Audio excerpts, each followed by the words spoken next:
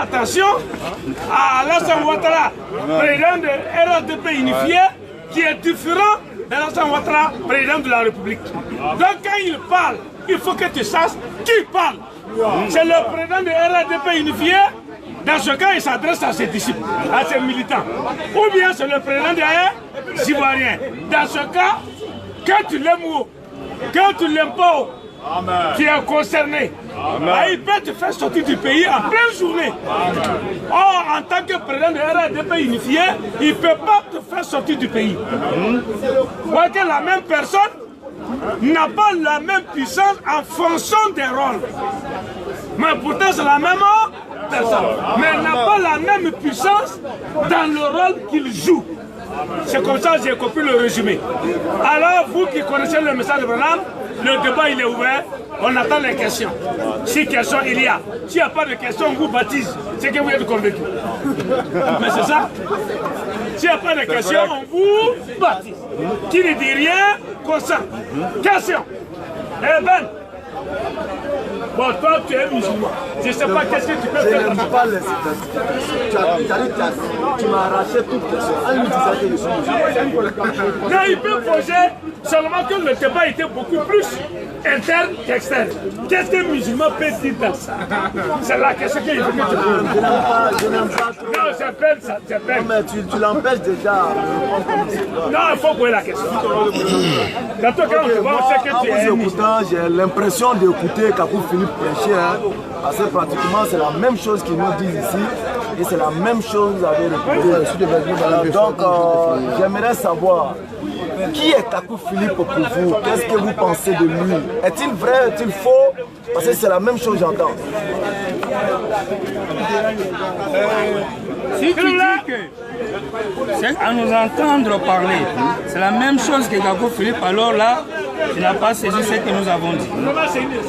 Pourquoi? Parce que pour nous, William Branham, si quelqu'un vient se présenter comme un prophète, et surtout un prophète messager, un prophète Dieu vivant, c'est un imposteur.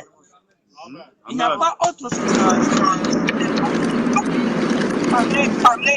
de William Branham dans des apogées. Un apogée où il est un simple homme, un simple évangéliste, et un apogée où il est lui-même Dieu. Je connais les deux. Où est Kakou Philippe là-dedans? Il n'a pas sa place. Voilà. Donc, non, lui ne dit pas la même chose. Lui prend Branham, il est au temps du soir. Et que lui est à minuit. Parce que lui a pris les airs naturels. Alors que la Bible dit c'est un jour qu'il sera ni jour ni nuit. Mais vers le soir, la lumière paraîtra. C'est quel soir? Parce que déjà Zacharie dit, c'est un jour qui n'est ni jour ni nuit. Mais vers le soir, la lumière paraîtra. C'est-à-dire, c'est un soir spirituel. Ce n'est pas un soir normal. Mais quand quelqu'un comprend littéralement la Bible, pour comprendre que le soir c'est 16h, minuit maintenant c'est minuit, c'est moi, vous comprenez que ce sont des inventions humaines qui n'ont rien à voir avec Dieu. Et nous on ne vient pas ici pour soutenir ces gens-là des mensonges. Nous on vient ici pour dire, je dis bien, donner la version officielle de qui est William Branham. C'est de ça qu'on parle. Kakou Philippe ne vient pas ici vous parler de qui est William Branham. Elle vient vous parler de Kakou Philippe, et non de qui est William Branham. Tous ces lui qui les connaissent, ils sont là. Pourquoi ils font le bruit? C'est parce qu'ils sont l'opposé de ce qu'on a entendu. Mais en même, ils admettent que Branham est un prophète. Ils admettent qu'il est le messager qui a précédé Kakou. Si, avez-vous vu dans la Bible un messager injurié, critiqué, c'est lui qui l'avait précédé? Non. Avez-vous vu Jérémie injurier Esaïe? Avez-vous vu Moïse injurier Abraham? Mais c'est ce qu'ils font. Donc c'est leur Dieu à eux, dans leur ligne à eux. Donc ils sont libres. Très bien. Voilà, on les... Question. Attendez, moi je voudrais vous demander une chose. Oui, posez la question. Relative au noir. Juste parlant de Kakou Philippe, il aurait fait une révélation où il disait que le noir est maudit. Est-ce qu'il y a une justification dans la Bible? Vous qui... Le noir est maudit. Voilà, selon la Bible et selon les prophètes. Celui vient après Branham. Donc qu'est-ce que vous pensez? Votre commentaire un peu. Ok. Pour nous, l'homme noir n'est pas un homme maudit. Ça, c'est faux. Mais est venue la malédiction?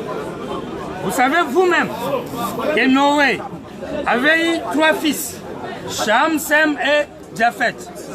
Alors, quand ils ont quitté l'arche, dans la nouvelle terre après le déluge, Cham avait un fils qui s'appelait Couche. Dans d'autres traditions, on l'appelle Canaan.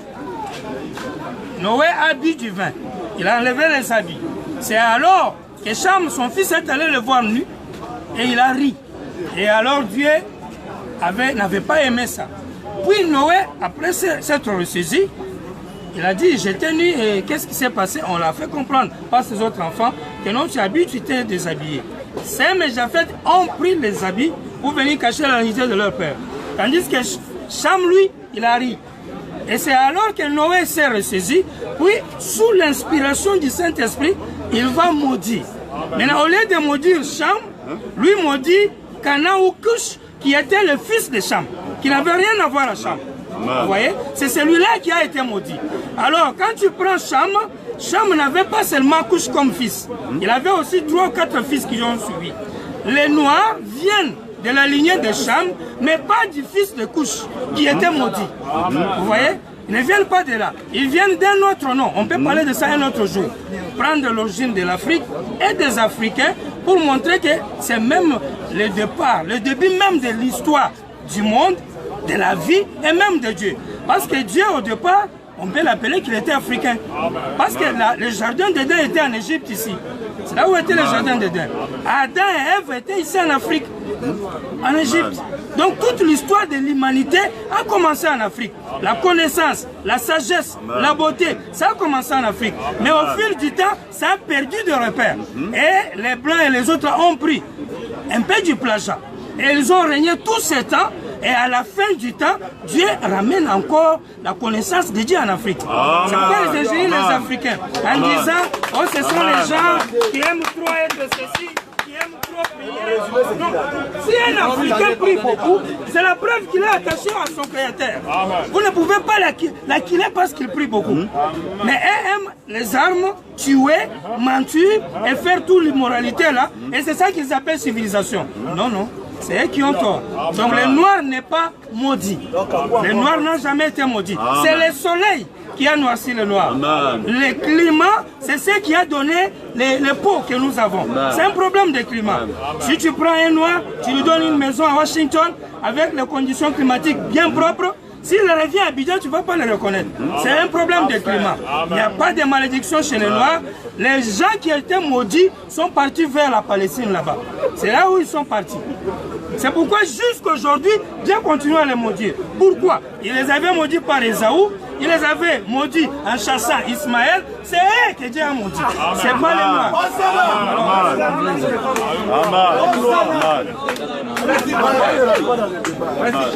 Je vais poser une question. Question. Alors, lui qui a déjà posé une question. Oui, question. Est-ce que toi, tu sais poser question? S'il n'y a pas de question, non, tu ne rentres pas. Alors, tu veux poser une question. On va prendre les questions après. qui me concerne. Je vais nettoyer ça. Ok, après. Allez, nettoyer. Il n'y a pas de questions? Oui, l'autre, il a fui. Bon, pose ta question. Il a fui. Pour rien. Non, il dit qu'il veut poser question. Non, lui, c'est pas question. Mais s'il n'y a personne pour lui donner la Lui, il parole. veut faire débat. C'est pas ça. S'il n'y a personne, au moins il peut poser ça. Il n'y a personne. Est-ce que lui a dit qu'il veut débat? Non, il n'est pas venu faire un débat. Voilà. Chacun considère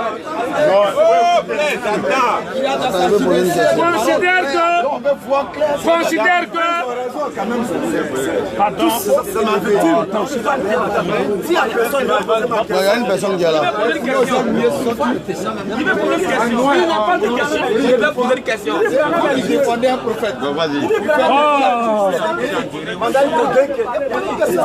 Allez-y, allez-y. Monsieur, excusez-moi, il y a un prophète du nom de Kakou Philippe. Il nous dit qu'il ne peut pas regarder la télévision. Est-il normal? Attendez.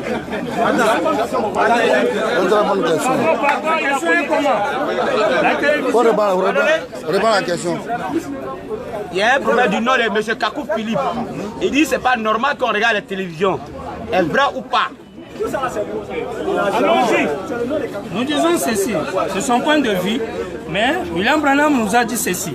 La télévision est une chose qui est en même temps bonne et mauvaise. En même temps, mauvaise par rapport à une utilisation. Quand il y a des émissions qui détruisent la morale, le mœurs et consorts, la télévision devient l'enfer vision. Elle devient une malédiction. Mais quand elle est utilisée pour les bons faits, peut-être quelqu'un va écouter la parole là-bas, parce qu'il y a aujourd'hui des gens qui prêchent sur la télévision. Il y a des chaînes qui donnent la nature, sur les animaux, sur les arbres et consorts. Ça ne pourrait pas faire du mal à quelqu'un. Mais si quelqu'un va se brancher sur une chaîne où il y a porno, où il y a les femmes nues aux plages et consorts, où il y a des musiciens qui dansent presque nus avec les femmes, à ce moment-là, la personne se suit. Donc, dans son interdit de la télévision, il a raison, mais à 50%. Nous ajoutons un élément, l'usage définit la télévision bonne ou mauvaise selon ton usage. C'est pourquoi même le téléphone peut aussi être une malédiction ou une bénédiction pour quelqu'un. Si je l'utilise mal, je peux faire du mal. Un téléphone peut être téléguidé et il va exploser et faire tuer les gens. Tandis que le même téléphone peut appeler quelqu'un et le consoler et faire du bien. Donc ça dépend de l'usage. Donc, voilà. On l'a déjà dit. Il a déjà dit ça. Il vient nous mentir. Il vient juste. Je viens d'arriver, je viens d'apprendre que on dit, vous dites que Branham est Dieu, tout puissant qui a créé le ciel et la terre. Je ne sais pas si je vous emprunte les mots ou bien ils sont en train de mentir sur vous. C'est ça, c'est ça. Je veux avoir une idée claire de ce que vous dites. Si c'est vous qui avez dit effectivement Branham est Dieu, vous pouvez le confirmer ou l'infirmer. Donc je vous écoute. Avant que tu me poses ta question. Ici, nous ne sommes pas venus dire ce que nous voulons. Nous disons ce que Branham a dit. Dieu a toujours été un esprit. Et un esprit ne veut pas dire du vent. Un esprit, c'est un être humain. Mais il y a un corps qu'on appelle théophanie. La théophanie, dans les mots hébraïques et consorts, c'est le corps de Dieu. Ça peut apparaître et disparaître. Dans nos langues, nous appelons ça fantôme. Quand un homme meurt, on dit qu'il est un fantôme. Vous allez voir qu'il est là comme un homme. Il a toujours une tête sur lui. Il peut se tenir debout. Il a les sangs. Il peut même parler. Mais seulement, il ne peut plus avoir la matière. Alors, Dieu a commencé dans le temps en tant qu'un esprit, c'est-à-dire les logos. C'est que Jean 1 appelle, au commencement était la parole. La parole, on ne veut pas dire la voix. La parole, on voulait dire logos, expression, c'est-à-dire une lumière, ou, ce que vous voyez ici, ou encore théophanie. On appelle ça théophanie. Et dans l'Ancien Testament, on appelait ça l'ange de l'Éternel, l'ange du Seigneur. C'est comme ça qu'on l'appelait. Il peut apparaître dans un feu, puis il disparaît. Il apparaît et disparaît. Maintenant, cette personne-là, avec Moïse l'a vu dans un arbre qui se consumait, qui brûlait sans se consumer. Et Moïse l'a appelé l'Éternel. Ça, c'est toujours Dieu. Moïse voulait le voir. Il lui dit, mets-toi sur un rocher, tu vas voir mon dos. C'est toujours la même personne. Il a continué comme ça jusqu'à Jésus. Au temps de Jésus, cet homme est venu comme une colombe. Il est entré en lui, en disant, celui-ci est mon fils bien-aimé, là où j'ai trouvé le plaisir d'habiter. C'est cet homme-là qui est Dieu. Mais quand il est venu entrer en Jésus, dans le Nouveau Testament, on a appelé Jésus, il est Dieu. Il est dans un sphère invisible, mais il doit se faire voir. Parce que l'homme doit le connaître. Et un esprit, on ne peut pas le connaître s'il ne se fait pas chair. Il faut qu'il vienne dans la chair pour qu'on le connaisse. Alors qu'Apocalypse 10 nous a dit, au temps de la fin, Dieu doit se faire connaître. C'est ça la promesse. Ce n'est pas que nous on s'est levé pour venir dire, Branham est Dieu, celui-ci est Dieu, celui-là est Dieu. Non, il y a une promesse dans la Bible, dans l'Apocalypse, qui dit, à la voix du 7e ange, les 7 tonnerres seront révélés, le mystère de Dieu doit être terminé. Le mystère de Dieu prendra fin aujourd'hui. Et Branham vient, il dit, il est le 7e son. Il dit, c'est lui qui a révélé le mystère de la divinité.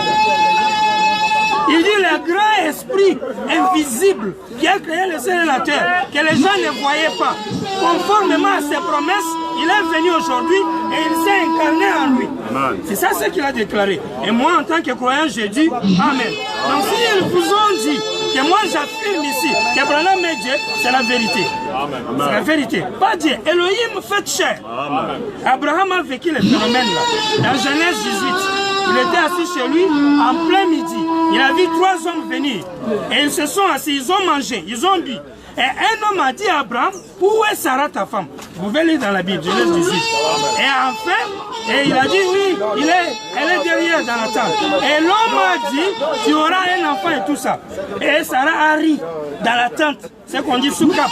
Et l'homme dit à Abraham, pourquoi Sarah a ri? Il a discerné les pensées que Sarah avait derrière lui. Et la Bible l'appelle Elohim. La Bible l'appelle l'Éternel. Comment l'Éternel peut venir chez Abraham, manger et boire? Alors qu'il était apparemment un homme. Abraham chassait même les mouches quand il mangeait. Et Jésus, dans Luc chapitre 17, versets 28 à 30, il dit ce qui était arrivé chez Abraham arrivera aujourd'hui dans les derniers jours. Les derniers jours sont là. C'est en train même de terminer. Dieu n'a-t-il pas accompli ça? Branham, lui, il vient et dit non, Dieu a accompli ça. Et je vais vous prouver que Dieu a accompli ça. Il se met devant l'assistance comme ça, il tourne le dos et il discerne les pensées des gens. Il commence à leur dire, toi tu es comme ça, toi tu t'appelles comme ça, tu viens de telle ville, tu as tel problème, tu as telle maladie. D'ailleurs, il y a une semaine, tu étais dans le bureau du docteur. Il t'a dit que tu as 3 jours pour vivre, mais tu es guéri. À cause de ta foi, rentre sur place, quelqu'un est guéri. Et il ajoute ce que Jésus avait promis. Il arriverait au temps de la fin, là, c'est ce que j'ai fait là. Qu'est-ce que Jésus a promis? Elohim va revenir aujourd'hui sur la terre dans un corps humain. Luc 17, 28 à 30. Voilà au moins cette promesse parmi tant d'autres que William Branham a accompli, qui le rend pas devenir Dieu aujourd'hui, mais qui le révèle comme étant un corps, un homme par lequel le mystère de la divinité a pris fin. Parce que Dieu a créé l'homme, il s'est caché. On l'a cherché, on ne le voyait pas. Depuis que l'homme a péché, Dieu est resté un mystère que l'homme n'a pas pu déchiffrer. Son nom inconnu, sa nature et son être inconnu. Et l'homme cherchait toujours à le voir et lui ne voulait plus. Mais il avait promis qu'au temps de la fin, il va se révéler. C'est la Bible. Apocalypse 10. Maintenant, si les gens croient que la Bible est accomplie, ils doivent nous montrer la révélation de la divinité. Les évangélistes sont venus, ils ont parlé sur Jésus. Alors que Jésus lui-même a promis les derniers jours. Maintenant, nous sommes dans les derniers jours. Je comprends dans quel terme tu utilises la chose. Puisque Branham a dit, le ministère du Fils de l'homme qui s'est manifesté en Jésus-Christ se manifeste aussi dans ce ministère qui lui, il avait. C'est le ministère du Fils de l'homme. Parce qu'il faut faire sortir un peuple, d'une dénomination, un peuple d'une domination de l'esclavage à la liberté. Donc il y a une zone. Donc il faut forcément le ministère du Fils de l'homme pour faire sortir le peuple de Dieu d'une domination religieuse à la vérité. Et en plus, quand il a parlé de Apocalypse chapitre 10, Apocalypse chapitre 10, avant qu'il ne parle de Apocalypse chapitre 10, il a été clair le prophète. Il a dit de Apocalypse chapitre 1, 2, 3, parle de l'église. De l'église. Et à partir d'Apocalypse chapitre 4, l'église est enlevée. Et l'église revient avec l'époux d'Apocalypse chapitre 19. Mais depuis l'Apocalypse chapitre 4 jusqu'à l'Apocalypse chapitre 18, l'église n'y est pas. Parce que j'ai l'impression que dans ce que vous dites là, vous ignorez qu'il y a aussi Israël. Quand il parle là, il ne s'adresse pas seulement à l'église des nations qui sommes nous, les païens, qui sont devenus chrétiens, mais il s'adresse aussi aux juifs qui vont croire, parce qu'il faut que les 70 semaines de l'année se terminent. Quand les 70 semaines d'année vont se terminer là, les 2 oliviers qui doivent venir, Élie, le même esprit d'Élie qui était sur Branham là, doit revenir sur un juif pour encore continuer ce même message là-bas, afin que les 144 000 soient sauvés.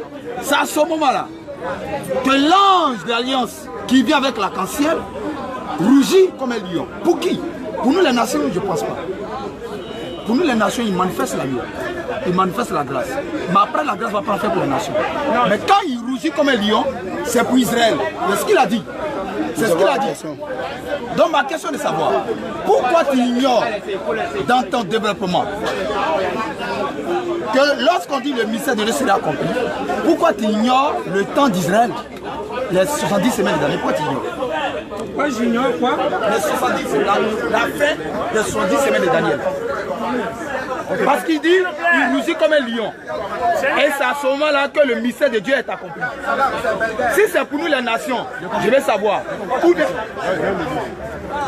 Autrement dit, il veut savoir comment est-ce que le mystère de Dieu pourrait se terminer sans qu'Israël soit déjà sauvé. Dieu vient se révéler chez les nations. Quand il se révèle chez les nations, les Juifs vont les reconnaître. Fête de trompette, paragraphe 222 quelque chose. Le Branham dit, il va se révéler chez les nations, il viendra avec puissance et autorité chez les nations et les Juifs vont les reconnaître. Parce que Zacharie 14 a dit que dans les derniers jours, quand la lumière va apparaître au temps du soir et que l'Éternel apparaîtra, il sera le seul éternel, son nom sera le seul nom. Il dit que la montagne des Oliviers va se fendre en deux.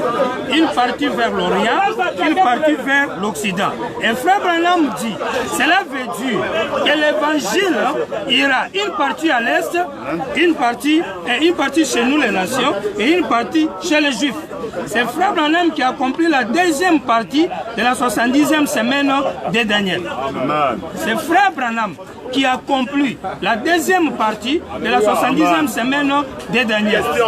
Pourquoi? Parce que dans la deuxième partie de la 70e semaine de Daniel, il y a la révélation de cette sorte de nom. Non, mais vous ne connaissez pas de Même tout. avec les autres, selon Branham. Il a de répondre à une question. Vous attendez d'abord, puis après, vous allez vous donner une question. Il faut lui montrer que tu es maître de l'ordre. C'est quoi ce comportement ça? Vous prenez pour qui? Pourquoi parce qu'on ne parle pas? Vous pensez qu'on est faible? Alors donnez d'abord à quelqu'un d'autre. Non, mais t'es pas en train de vous parler. Calmez-vous ou bien? Calmez-vous. Apprenez à vous calmer ou bien? Qu'est-ce qu'il y a? C'est la preuve de mauvais impoli. Non, mais c'est pas arrêtez ça. Arrêtez ça, s'il vous plaît. Attendez, il va répondre d'abord. Et puis après, là, vous allez poser votre question. Non, non, calmez-vous. Alors. C'est bon, continuez. Non, c'est bon. On peut être comme vous, mais on ne le fait pas parce qu'on respecte tous ceux qui sont là. Alors. Donc c'est bon, ça suffit, donc c'est bon maintenant.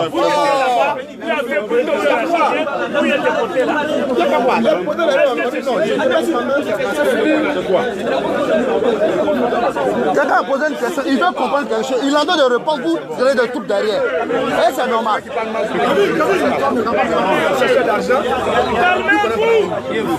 C'est bon, révérend, s'il te plaît. Mon ami, s'il te plaît, s'il te plaît. Pas de parole, c'est bon, c'est bon. Non, non, non, s'il te plaît. S'il te plaît.